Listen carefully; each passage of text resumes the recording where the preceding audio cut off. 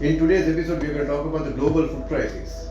Before that, we want to introduce some interesting character who is fighting the food crisis by himself. Let's have him saying the story. Okay, thanks, Jared. So, about food crisis, as we step on to the content of food crisis, let me tell about the story how it started in the battle of food crisis.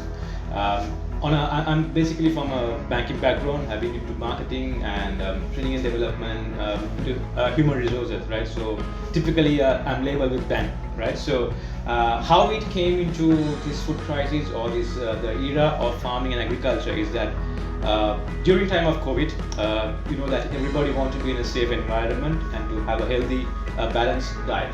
So I have two kids, small family that want to start up or to get some nutritious food and a good immune-based food, right? So I was looking for food that gives that healthy, high in immune and good nutritious food, which I couldn't find, right? So if I tell in brief, in short, Gambittara hoyala thamai giye, right? So I couldn't find Gambittara in the close vicinity during lockdown, right? Because that's good and nutritious, right? Similarly, some good vegetables without any chemicals or any artificial fertilizer.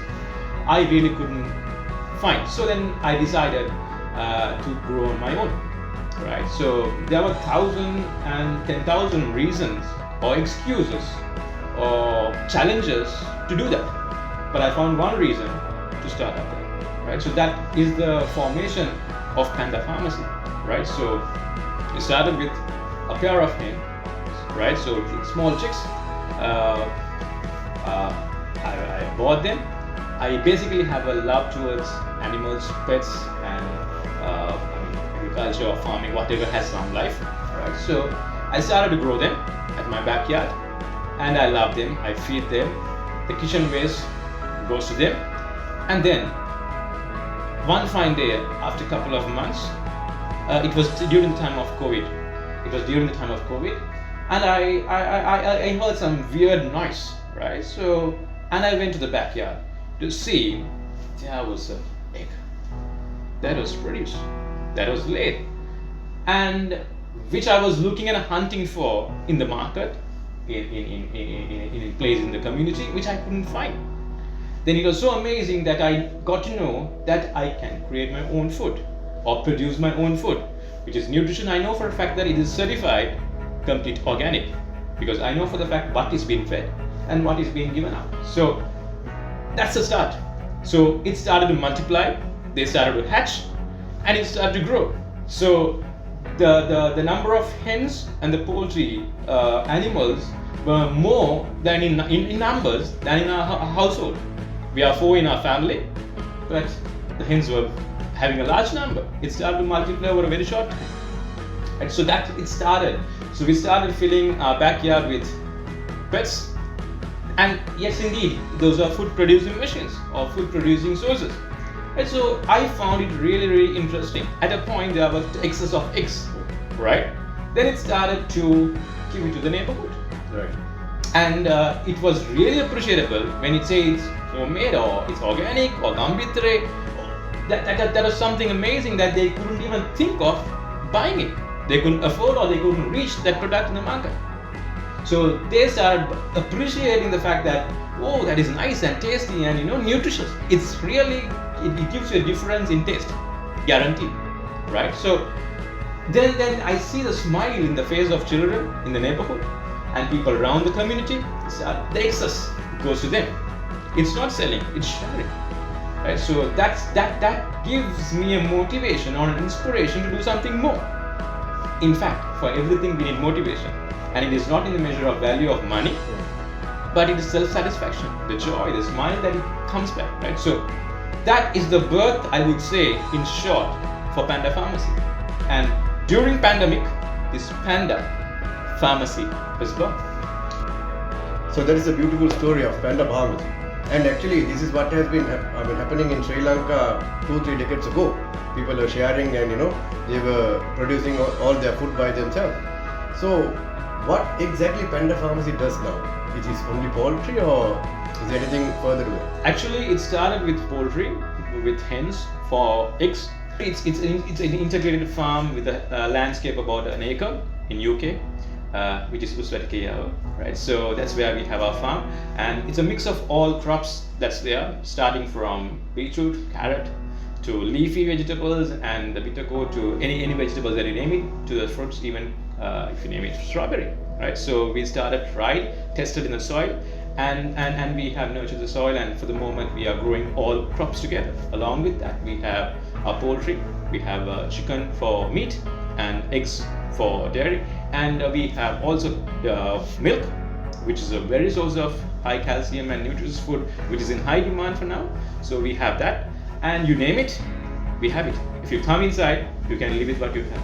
So Adhikaramge is a place where you get a lot of sand, right? So how did you manage to get these lands for this farming and also the fertilizer part? Do you do your fertilizer by yourself? Actually, it's a good question. So when we saw this place, it was only a beautiful landscape, and we saw that place which is filled with sand, as you say, very currently is close to the coastal area, and it was the sand that was there, and it was only suitable for few yams, right? That was the only thing that was grown there, right? So we saw many coconut trees, and that's about it, right? So what we did is that we restored the soil, right? So from sand to soil, you see that we added more organic materials to the soil or the sand, which made the soil, because we added leafy dry leaves together, we mixed them. All that was there we gathered, and we nurtured the soil, and we added manure, we had the poultry, we let them free range, and they started fertilizing soil, and that was more suitable than anything to start growing. But having said that, you have your only small family at that place, right? So do you have enough waste food or whatever the wastage you need to make those soil and the fertilizer? Actually, our home kitchen is supplied only for a small scope of farm animals that was at our backyard. As we moved into this space, we needed more waste. So waste management was something very catchy, right? So people tried and wait for the municipal vehicles to come and collect, and it becomes a very challenging thing to keep them in their house, to manage the flies and things like that, right? So what we did is that we collected the waste, and we converted that waste into the most precious thing as vermicompost, which is the most precious manure that we use, right? So all this vegetable waste I started collecting from the neighborhood shops, groceries, small boutiques, and all these places, they were finding it difficult to manage their waste. So what I did is that I'll solve your problem of waste management. I gave them big beautiful buckets with a lid. Have it saved in that, I'll collect every other day. So I go around on my way back from work and other stuff. I take them, put in the vehicle, and I take to my farm, and there are people or living creatures, which is called the earthworms, who are waiting for that food, who will make that waste into most precious black gold, which is the vermicompost, which is an easy, or precious fertilizer that the plants would prefer to grow. That is some good knowledge you shared there for someone who want to start their own cultivation at home. But little bit information about this vermicomposting. How do you do it? Do you have any special mechanism for that? How do you start this and all that? Can you explain a bit? Sure. So how it started is, I was exploring about how to make this vermicompost. So I was looking for compost or some manure, and I was visiting places, many farms, many fields of harvest, and all around the places to see and find out the actual stuff, to understand the ground information, because what I see online was not enough for me to be satisfied. So I started going for the grounds of fertilizers to farmers and meet all these people in person to understand. So I met a gentleman who was mastering this art, so he was not hesitant to introduce the ways and means of it. So how it started is that when vermicompost, right? It's a beautiful word, right? So when you say verm compost together, right? So that's the army behind composting. For example, if I make it a very layman's understanding, you would have seen people put eggshells on plants, right? So you would see people put some organic waste material on plants. We need to understand that the roots of the plants are below the soil. And it is like that, giving some cracky stuff for a child, an infant who doesn't have teeth, right? So it's like giving a biscuit or a hard murukku or whatever it is for a child who doesn't have teeth. So those plants is finding it very difficult to absorb the nutrients or the organic materials that is needed for the plant to grow. So what vermicompost is, this digested material which is by the worms, organic waste which is being digested by the worms, and that the excretion of that worms is called the vermicompost. So that is an easy absorption source of all the nutrition that a plant requires. So it is just like glucose. It absorbs by the plant and then it grows faster than any other way. So it doesn't take a longer period for them to absorb and grow. So worms eat the waste and they give back so that is a natural environment that provided for a plant to grow. Nowadays if you dig, you don't find earthworms. That's because there is no organic material in the soil. So soil has become a sand. So what we did is that we restore the soil through vermicompost, and when you dig 1 feet down or a little further below or up, you find earthworms in our field. So that's the indication that soil is restored. So we breed or we feed a big army of worms. What is the size of the army? It's 30,000 plus now. Okay, now we talk about a little bit further regarding this waste management. Is there any particular way that you manage your waste? Can you share with us? Say, very good. So it all started as basic small practice, right? So when we started about this vermicompost, there is a system. The popular word is a system chain, right? So it all started with a small system chain of waste baskets, right? So at our home, we started to segregate this organic material.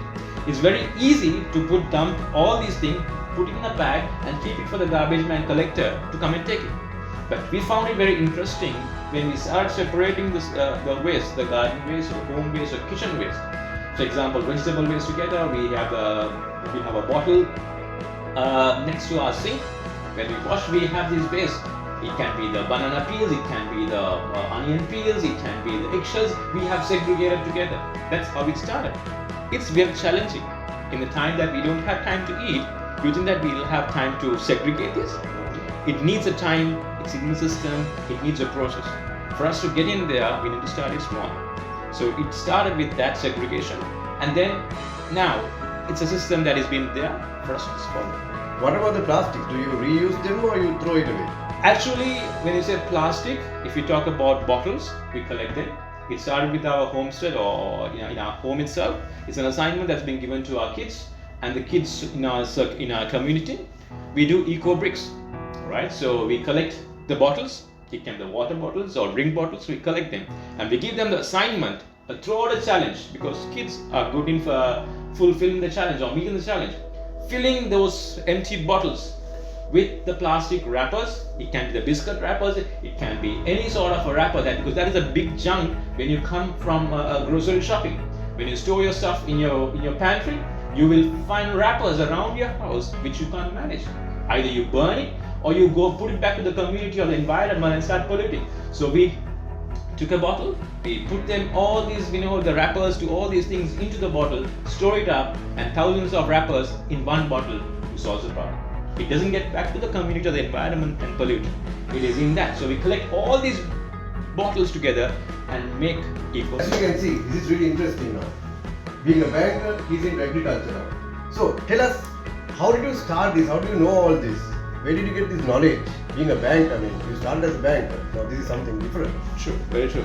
So actually I started to read a lot, search a lot, but I wasn't happy or fulfilled with what I had. So started visiting physically, right? So there was more than I read or learned or went through that I got to know more when I started doing something small physically on my own. Because there was knowledge, there was things that I read, there was things I saw, watched and all those stuff, but there was more experience or knowledge that I gained when I started doing something on my own. When I started to grow the seed, I touched the seed physically to see how deep that seed should reach the soil for it to be, sprouted out. So how to water, how much to water, what is the soil condition, that knowledge or that experience was there in the real-time experience when I started doing. We could do anything on the soil, right? So we can always restore of the thing that is lost in the soil, right? So if we talk about the soil from the north, the south, east to the west, right? So we can do wonders with this country's soil, right? So for example, if you take the soil from the north, right? So when we say agriculture, it's mostly centralized in the central province or the southern province or western province. But I made visits during my exploration, and I found very interesting facts. That is that if you see the soil or the ground in the north and east provinces of Sri Lanka, it's very sandy. But you believe me or not, that is more fertile than sometime in other places that we can think of. But there are crops that you can't even imagine of, right? So we see a picture of Israel, which is sandy, which is desert, but it is more likely something like that as a transformation of the agricultural revolution that has taken place in there. Similarly, if you have a time to visit the north and east, you can see wonders, and technology has been implicated, and a lot of modern technological implications of this farming, agriculture has been there. So soil, you can do wonders. So any parts of the country, right? So for that case, we can restore the soil. Why this agriculture technology has been implemented in northern area, which is not been implemented in the southern part of the country? Is there any reason for that? See, we know that the country went through a civil war, right? So during that hardships, they started to create their own food. There was a crisis. You need to survive that time, right? So I don't say that it was not there in other parts of the country as well, but they had to make their own food. In the midst of this war and the difficult time, the difficult situation, you have to feed your children and the elderly person, and whoever is hungry, you need to feed. So there was a way and mechanism that was brought in the time of crisis to produce your own food, produce your own crops. So that hardship, opened up a way to create something for their own. So if they can do it in that time, they can do it now. So that's what it is. All the difficult situations create an opportunity to do something. So in your own words, what is this food insecurity, and how do we face these food crises in the future? See, it's a very, very, very scary word if you say food crisis, right? So in the midst of all crises or obstacles or challenges, there is an opportunity. It is not just the same, right? So if you put things into practice, right? We hear a flash news saying tomorrow, for example, there's going to be a lockdown. We have had experience like that when we hear breaking news. And what do we see? What do you see? You see people flocking around supermarkets and filling their trolleys with all food that they can see and think of, putting from the shelves to the trolley, and they fill the vehicles and get back home as if that is enough for them to live. What you see them filling is that biscuits, soft drinks, and some bites or whatever that is, something very instant stuff that you make it, right? Tissues, right? Yeah. So people start stocking that, right? So I would say that is that from the perspective that I see, the lens that I see in this food crisis, that more than the food that you preserve or store up to face this, is that you need to find a source of producing your own food, which will help all of us to overcome the food crisis. Because one point, the food that we stock will come to an end. How long could you store your food? 1 year? Maximum. Right? So after that, what is going to be? The challenges of transport, international issue. Storage, yeah, preservation, and financial investment for that period. So what I would say is that more than you think of the food, think of the source that you can create to produce or grow your own food. That's how we can overcome, or that how we can face the food crisis through an opportunity to create or grow our food.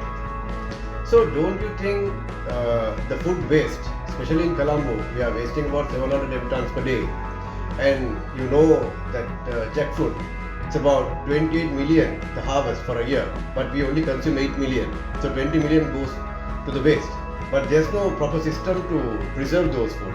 Do you think we need to implement such formulas right now to overcome this food crisis?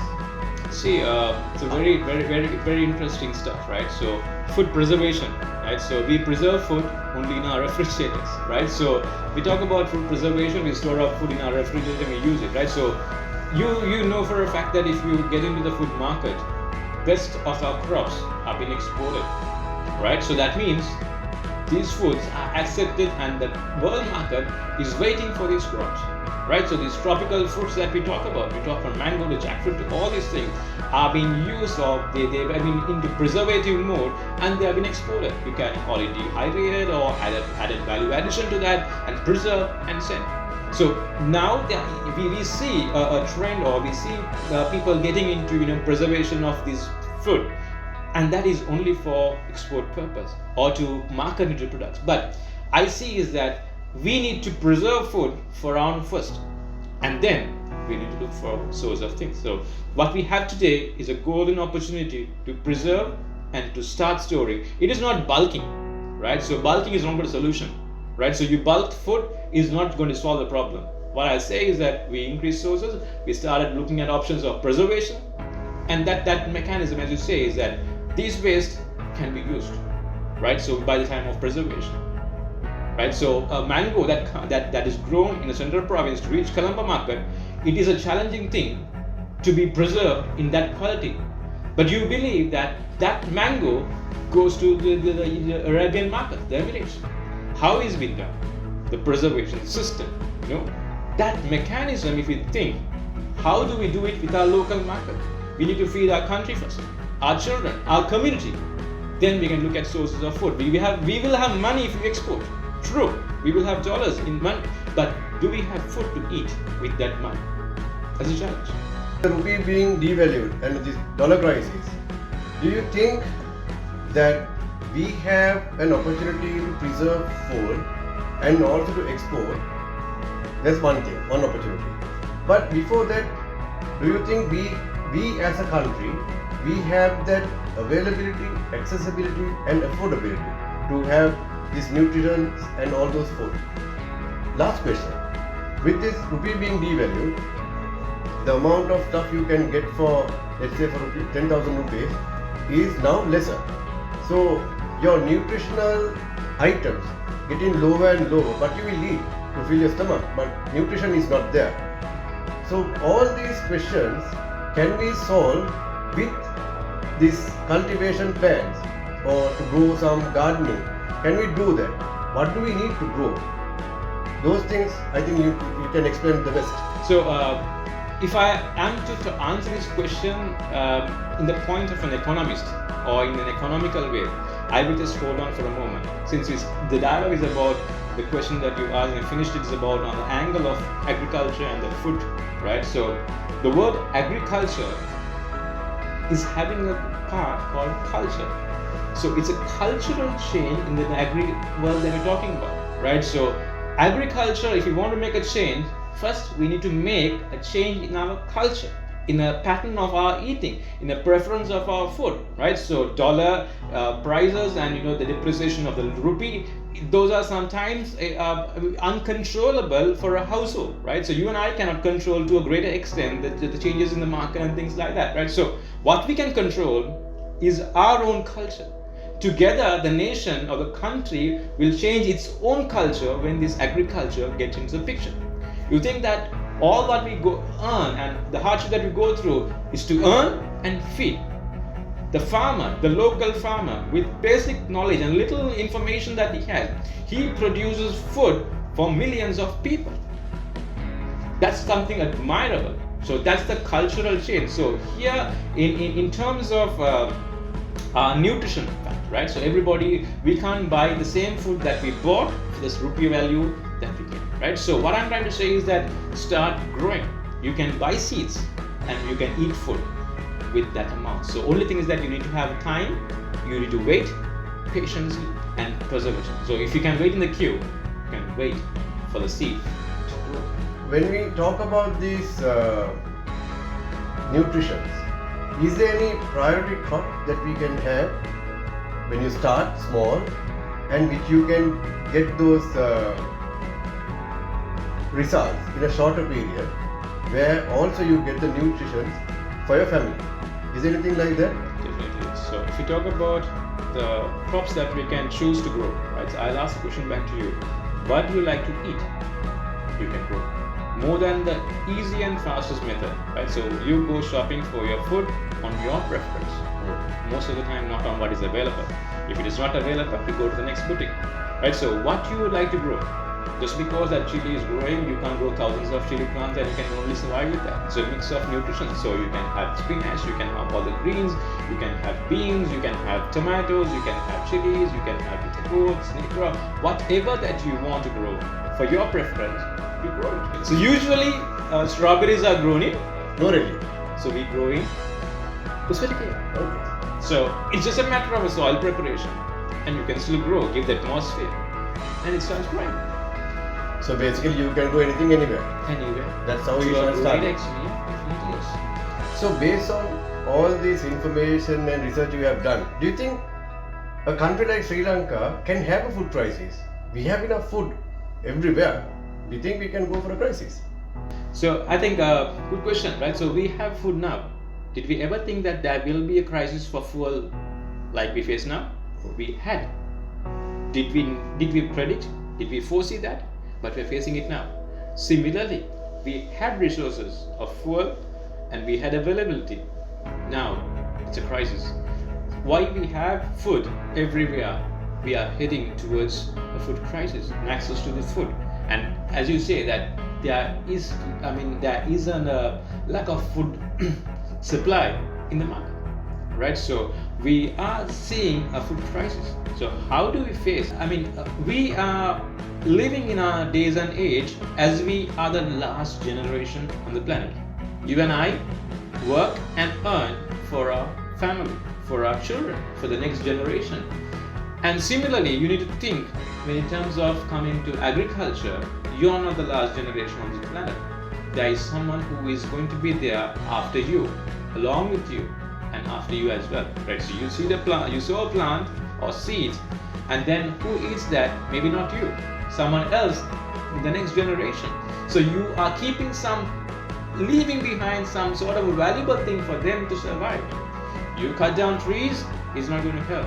And so you think that you are the last one on earth, so you leave them something for the next generation. So that's how we get prepared, right? So thinking of the next generation, right? So every seed is a plant, and every plant is a source of food for a people of the community. And if you only see as a seed, it is a solving problem. It's a problem solver for many, right? So that's how it goes. So do you think this food crisis management is a job of the government, or is it something that we have to also look at as individuals? See, if government is managing your food at home, it's a government problem. But if you do the shopping for your food at home, it's your problem. So you need to govern your food at home. So how do you govern? I don't want people talking about blaming or giving excuses about the government. You fix your own government, and that is you governing your own household, right? So here, the solution is that you start growing. Simple as that. These are not crops that will take ages. It will just grow and give you the harvest in a very short period, less than 2 months. These are short-term crops, and you need to start working, and you need to start working, and you need to have the perseverance to see the crop of harvest. So finally, as a citizen of Sri Lanka, this is to all citizens of the country. It's a time to create a revolution in farming. So revolutionary farming. It is not to do farming just because it's a trend.